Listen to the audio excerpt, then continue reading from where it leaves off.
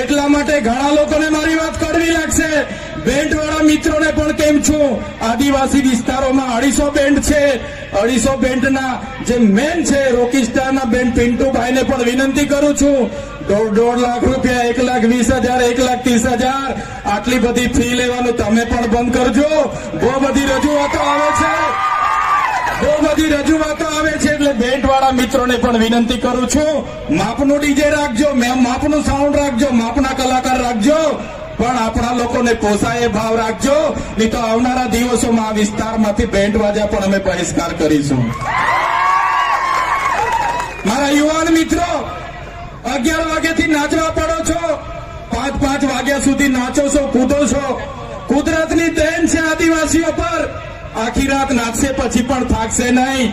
પણ નાચવાની સાથે સાથે તમારું લક્ષ્ય શું છે, તમારો ધ્યેય શું છે એ તમારે નક્કી કરવું પડશે.